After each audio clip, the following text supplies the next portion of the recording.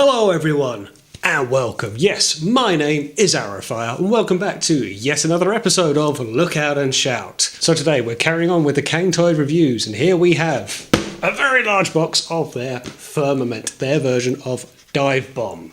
Now this is big, to say the least, and looking at some of this box, it's just huge. It comes with a very big figure, which we are going to see in detail soon enough.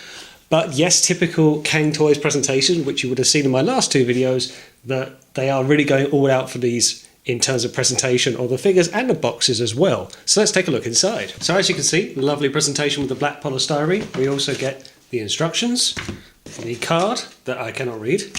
He comes with a very similar looking sword to what we saw before, or sword as some other shows will have you believe. Hi Alexis.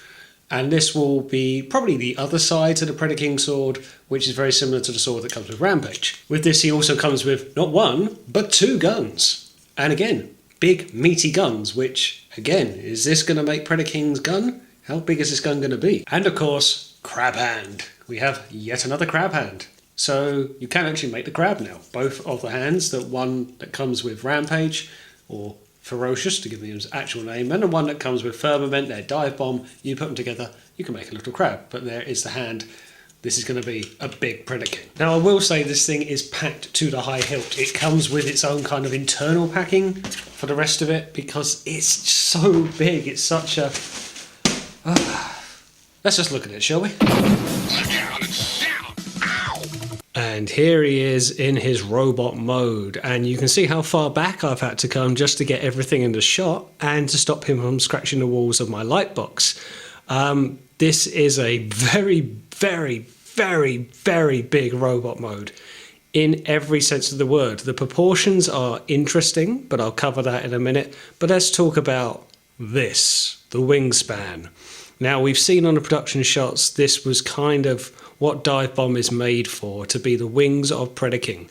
And they do detach, they will detach for the combined mode, but to house it in the robot mode and to keep everything relatively stable, it mostly does that. There's issues I'll come to in a second, but it looks glorious, doesn't it? We got this soft, dirty gold look that has a reflective yet dull look to it, but it's so mesmerizing. And you can have it in a variety of poses. You can have the wings right out, provided you've got the room for it. You can have them back in this position like I've got, or you can have them sort of draped over the front like a cloak. It will house, it will bend, it will move. It actually presents the wings very well. This figure is so incredibly heavy. I'm, again, very pleased that the turntable can take the weight. It's very densely made out of die cast, which does, again, worry me for combined mode. The ankles are possibly the worst thing because of that. They're asked to do a lot. They're asked to support a lot. They do okay. They do move, I will say that much, but they do okay. They're possibly the worst thing about this figure, but it just looks brilliant. I'm not massively sold on a headstock, and this is where we've got a stylized over G1 look. It's very, very different. But let's get in for a closer look. So straight away you can see again that attention to detail, that jaggedness that Cang Toys are going in for, but it's presented so well. The colors look so good on this. The yellow is a very strong yellow, maybe too strong, particularly when you look at that gold for the wings, but I love the red.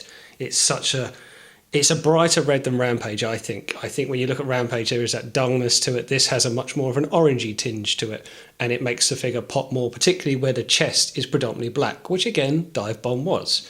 It is so heavy. Now, I'll quickly go on to proportions. I'm not crazy of the robot arms. I think, whilst they do what an arm should do and everything, and you've got interposable fingers, I don't think it looks the best. I think they look very straw-like when the figure is anything but. But this is where we're looking at the structure of Divebomb versus what will be the combined mode for Predacon. If you took the wings away, maybe it will work quite fine. Maybe it's a Gundam sort of build, or even an armoured core. But I think the legs look quite sturdy, the chest is very thick, and you have these kind of straw-like arms. But again, they probably thought with the combined mode in mind, these are going to tuck away and you're going to have a solid body for the arm in combined mode. I just think it's maybe a bit of a shame. They could have made him beefed him out a little bit more. But articulation is absolutely fine. Soft ratchets on the elbows, soft ratchets on the shoulders, friction on the elbows, and it gets you good movement out, all things considered.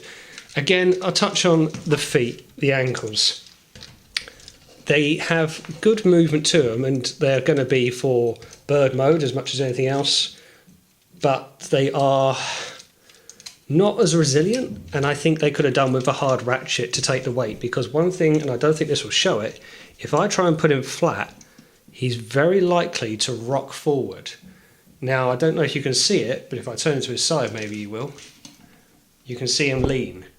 Now, it's not to say he will topple over. He gets to a point and stops, but he's leaning more towards an 11 o'clock because there's so much weight and maybe not the resilience on the joints. That said, it is a majestic figure. I love how all of these wings move out and you get this kind of real dynamic posing going on. One of them is fixed, I believe it's this one. I think that one's fixed down from what I can recall. And you can get this real strong persona, these strong designs that just look incredible. And you could really pose this in your collection however you like. It's going to be more of a space thing than anything else. Have you got the space to house it? And here he is with two of the guns that he comes with, and they're huge guns. And I think this is, again, a bit of a problem. The guns are going to be bigger than the arms. It just, again, reinforces that proportion or misproportion. Now, you can have these guns at least two ways, if not three. So what I've got in this hand, he's holding it underslung. He's holding it top down, and I actually think that works better. Plus, he holds it better on that elbow. But on this side, where I have the gun the top way round, if you like, he's holding it and it droops. And it's too much for the elbow, which is a shame. Now, whether that's a tolerance on the elbow or the fact that you have to hold the proportion of the gun that way, I'd be surprised. That's just a little bit of a shame, but it shows you how big these guns are. There is a way that you can hold the gun in a traditional fashion, holding by a stock handle, but I can't seem to get that into the peg. The length of the grip is too short for the groove of the hand, and it won't get down and wrap around. But again, is these guns, and is that kind of stock more for the Predacon combined mode? It's pretty clear that whilst they look good for him, this is probably going to make shoulder cannons of Predacon perhaps, or build up to Predacon's gun. We're seeing a lot of kind of parts forming accessories being lumped onto Divebomb in particular. And this is to show you what he's like holding his sword that he comes with. And I'm amazed I can get this all in the same shot. This is where it looks like with the previous two reviews with Lamball and Ferocious, otherwise known as Rampage, Tantrum and Divebomb. And of course the old nemesis. Now, if you're to believe the comics, Swoop's original name was Divebomb, and Divebomb stole it off him because he, bitched him in a battle and took his name? I don't know, you can't really class that as a win. But anyway, Swoop, Divebomb. I can't tell you how big both their respective wingspans are. It actually is Divebomb, Firmanent, with the bigger wingspan of the two, and I never thought I'd say that. They're both glorious wingspans. That chrome of Swoop, the Geiger Power Swoop, by the way, Gordenta, that is majestic, but that is impressive. And this is how they look side by side. Swoop is taller, but not by an awful lot. I mean, I'm not going to put it on the turntable, there's just no point. Here he is, and this is how far back I've had to come to get everything relatively in the shot.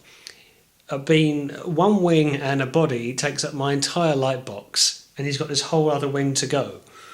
But this is how he looks in his beast mode, and I'll cover this at the end, but I get it. That's all I'll say for now, is I get it. But as a piece, the transformation, first off, is actually okay, all things considered. It's okay considering how much weight is here and what you need to do. The squeakiness of the joints, which is a Cang Toys feature, is possibly more apparent here than in any of their other figures. But at the same time, you understand, because the wings in particular, it actually tells you to detach the wings, which you can for combined mode, to complete the rest of the transformation on the body, then you reattach to complete the bird mode, which is fine and true, but that's where a lot of the squeakiness is housed, because there's a lot of bending, there's a lot of tolerance, there's a lot of weight. So everything has to be super tight. It doesn't feel like it's going to break. At the same time, it's not a reassuring sound. I'll try and get in closer to give you an idea of what this thing is like close up, but we'll probably have to do it in stages. Now the head sculpt is an interesting one. It's actually Divebomb's robot head flipped around to give you kind of a jaw-like motion, and you can close it. But I'm not a fan of that head sculpt at all, and I don't think that many people are. It's gone from being the eagle that is from Generation 1 to very much a vulture looking like, and it's sinister, it's jagged, it's edgy, I get it, but it's not even remotely close to Generation 1. And that's the thing, I don't mind stylized if it is touching on the original, and really this figure is the furthest Cang Toys have come from G1 in any sense of the word. Let's try and look at the wings. I mean, when you get them posed, when you get them done, they are just glorious. And that's just one of them. If you had this as a centerpiece, I wish I could show you in the same shot, but just to give you an idea as well, the squeakiness. And that's heavy, that's tight, there's a lot of friction there. The back mostly is the robotic arms, and there's tail fin, which actually folds up quite well for robot mode, fans out. Now to try and get you the legs are actually quite a straightforward transformation there. The robotic legs folded out, as you would typically see with beast modes, and they sort of fold back in, they rotate around, and it is the same feet. There's nothing really changing on the feet, you get a lot of posability. And they sort of tuck away with bird leg mode with the reverse knee going on. And that's fine. It actually isn't the most involved transformation, but it's very clunky given his scale and weight. It's a very much a bird of terror. It's not an eagle, it's not graceful, it's not even trying to be. It looks quite good, it looks very menacing, it's very much, as I've said before, what a Cybertronian Divebomb probably would look like. It's very much a mechanical bird, but it's very heavy. I'm holding this with one hand, I've got to put it down. And yeah, it's got light piping, it's got all of the typical Cang Toys features that we have now come to expect. But as the beast modes go, of all three of them, this is probably my least favourite. And I display him in robot mode, 1 for the space, and 2 for not being my preferred look for the character. And I'm not going to transform up the Geiger Power Swoop because I just wouldn't have any room to do a comparison. But here he is alongside a similar sort of bird. This is TFC Toys' version of Cutthroat of the Predacons, and this is where I think it's quite interesting, isn't it? The Cutthroat, of course, is a vulture, is a bird of terror. Divebomb was never made that way, never presented to us that way, but Cang Toys have gone a very similar direction to Cutthroat. So seeing them side by side, yep, you get that kind of vulture, that bird of prey aspect. But that's how they look, obviously completely different scales. Cang Toys very much going for the bigger end of Masterpiece, with TFC Toys probably a chug plus, as I like to call it. I can't imagine people would house it in this mode too often. They would probably look to house it in the robot mode or the combined mode when it's all said and done. That's not to say it's a bad figure, it's certainly not badly designed, but I can understand why people came out of completing this set and seeing it through. It's not necessarily scratching the itch of a Masterpiece Divebomb that we need. I understand. That's what I'll say. For people who wanted to get out of collecting Cang Toys set at this point with the third offering of the figure, and a lot of people decided this wasn't the set for them, I understand. I get it. This is so far away from G1. This is too far away from G1, I would say. I'm all for stylized. I like the route they were going down with the previous two figures. This came along, and whilst the robot mode is very good, and again, painted beautifully, the wingspan is obscene. I say that again, obscene. But it's really not true to the Divebomb that we know from Generation 1. The robot mode maybe, the beast mode, the alt mode, nowhere near. And that's why I say I understand, I get it. I like it as a figure, and this is it. Cang Toys make good figures. It's incredibly heavy, it's incredibly sturdy, possibly too heavy. I do worry about the combined mode. The feet are a little bit finicky in as much as They won't stand quite as you would like, particularly being front facing. Transformation is okay. It is very squeaky, I will say that. This is the squeakiest of all the figures with the joints. But I don't hate it. I love the application of paint. I love the gold wings. It is so eye-catching when it's going to look combined. When Predacon is all done, he's going to look glorious, and that is very much in part of Divebomb. Divebomb itself will be the wings and the arm. So he's parts forming. He's very hefty parts forming, and he is quite a centerpiece of the collection. But I understand, I get it, that this isn't going to be people's cups of tea. This isn't going to be the Divebomb that we all want. And there could be a better representation of a not super G1, but not super stylized at the same time. I think there's more middle ground available here. Don't think they knocked it out the park with it. Again, I don't hate it. I don't hate Cang Toys figures. But I think this missed the mark a little bit for me. But then again, what do I have to give it as a review? Well, again, it's painted beautifully, it's weighted beautifully, and it is very centerpiece worthy. Even if it's not going for the Generation 1 look, I'm going to have to give it 3.5 on the star badges. It's just because it is built and painted to perfection. Possibly the best of all, I would say. It's so heavy. Holding it by the feet now, it's very hefty. And whilst they started to increase the price at this point, you do feel like you are getting bang for your buck. And there we go. That is my review of Cang Toys Firmanent, their version of Divebomb. Thanks for watching. Don't forget to like, share, and hit that subscribe button, because I will see you on the next one.